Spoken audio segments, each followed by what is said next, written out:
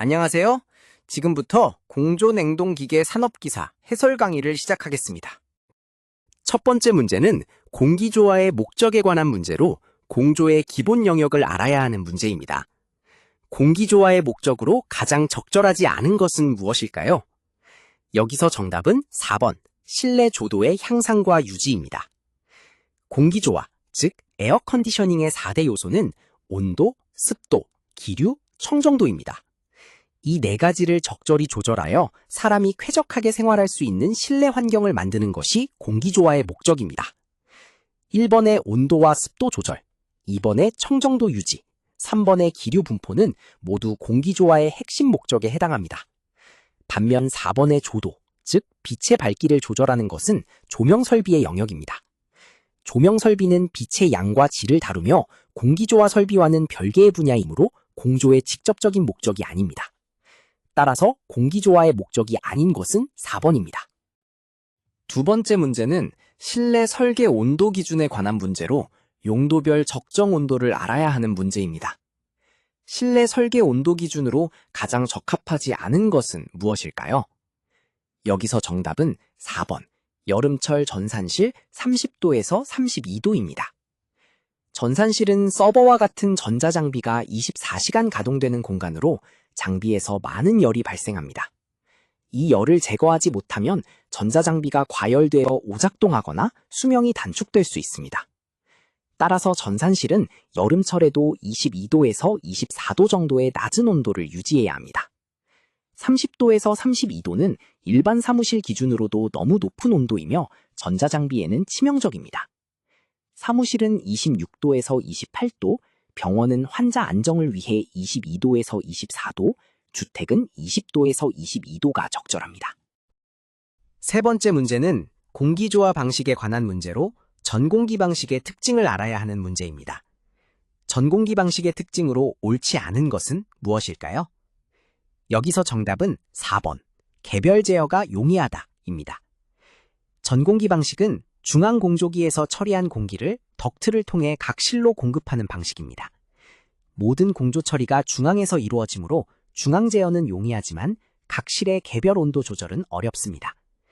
개별 제어가 용이한 방식은 펜코일 유닛 같은 수공기 방식이나 개별 공조기 방식입니다.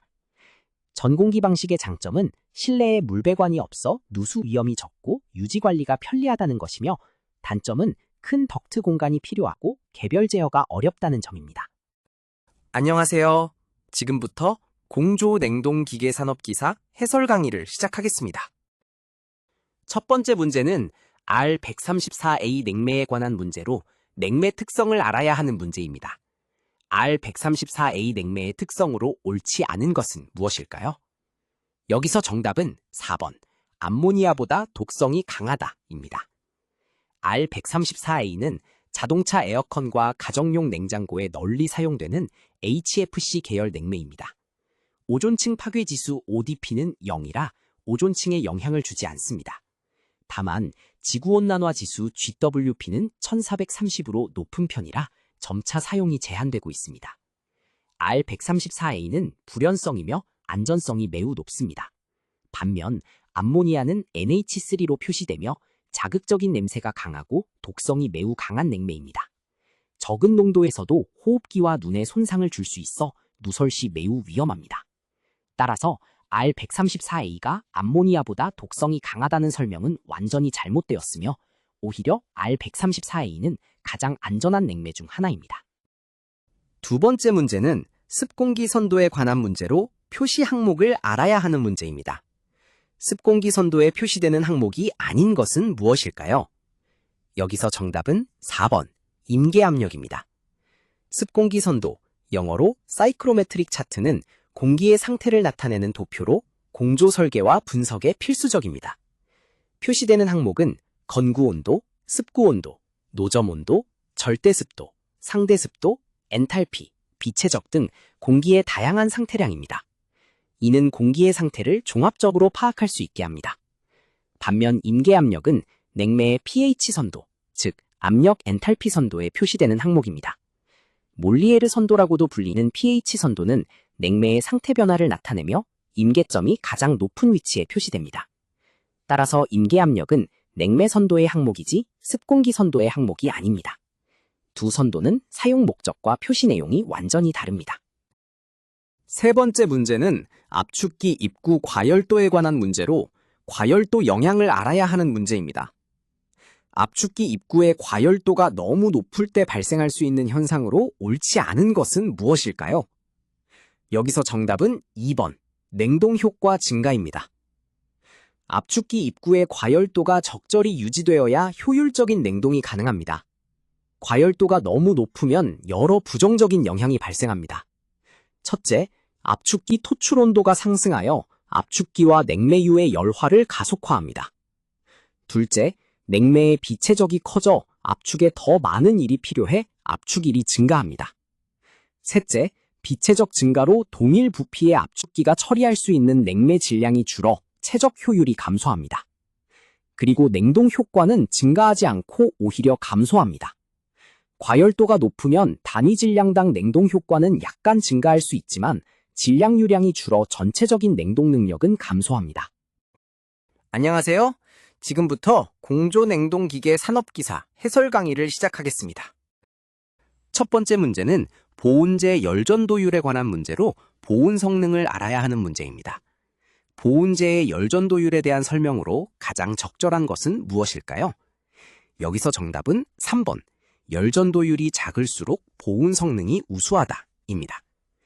열전도율, 영어로 thermal conductivity는 재료가 열을 얼마나 잘 전달하는지를 나타내는 물성치입니다. 단위는 와트 퍼 미터 켈빈으로 평방미터 퍼 켈빈이 아닙니다. 열전도율이 작은 재료는 열이 잘 전달되지 않아 단열, 즉 보온 성능이 우수합니다. 좋은 보온재는 열전도율이 매우 낮으며 일반적으로 0.05와트 퍼 미터 켈빈 이하의 값을 가집니다. 글라스울, 로굴, 폴리우레탄 폼, 폴리스티렌 폼 등이 대표적인 보온재로 모두 낮은 열전도율을 갖습니다. 이러한 재료들은 내부의 미세한 공기층을 다량 포함하여 단열 효과를 극대화합니다. 공기 자체가 열전도율이 매우 낮기 때문입니다. 또한 열전도율은 일반적으로 온도가 높아질수록 약간 증가합니다. 두 번째 문제는 고가수조 방식에 관한 문제로 시스템 단점을 알아야 하는 문제입니다. 고가수조 방식의 장점으로 옳지 않은 것은 무엇일까요? 여기서 정답은 4번, 초기 설치 비용이 저렴하다입니다. 고가수조 방식은 건물의 옥상 또는 상부에 수조를 설치하고 중력으로 물을 공급하는 방식입니다. 일단 수조에 물이 채워지면 정전이나 펌프 고장 시에도 일정 시간 급수가 가능한 큰 장점이 있습니다.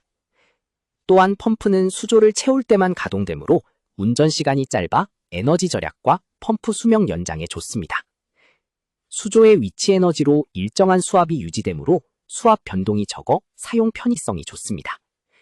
그러나 초기 설치 비용은 매우 높은 단점이 있습니다. 옥상에 큰 수조를 설치하기 위해 건물 구조 보강이 필요하고 수조 자체와 부속 배관 비용도 큽니다. 또한 수조는 위생 관리가 필요하고 정기적인 청소가 필수적이므로 유지 관리비도 발생합니다. 세 번째 문제는 루프 통기관에 관한 문제로 통기관 정의를 알아야 하는 문제입니다. 루프 통기관에 대한 설명으로 옳은 것은 무엇일까요? 여기서 정답은 2번, 배수 수직관의 최상부와 최하부를 연결하는 통기관이다 입니다. 통기관, 영어로 벤트 파이프는 배수 시스템에서 트랩 봉수를 보호하고 배수를 원활하게 하는 핵심 요소입니다. 통기관의 종류는 다양합니다. 각계 통기관은 각 위생기구마다 개별적으로 설치하는 통기관입니다. 회로 통기관은 여러 기구의 통기를 한꺼번에 처리하는 방식입니다. 신정 통기관은 배수 수직관 상단을 옥상까지 연장한 통기관입니다. 결합 통기관은 배수 수직관과 통기 수직관을 일정 층마다 연결하여 압력 변동을 완화시키는 통기관으로 루프 통기관 또는 도피 통기관이라고도 부르기도 합니다. 다만 한국 출제 기준에 따르면 루프 통기관을 환상 통기관 또는 회로 통기관으로 부르기도 합니다. 답안에 따라 배수 수직관의 최상부와 최하부를 연결한다는 정의입니다.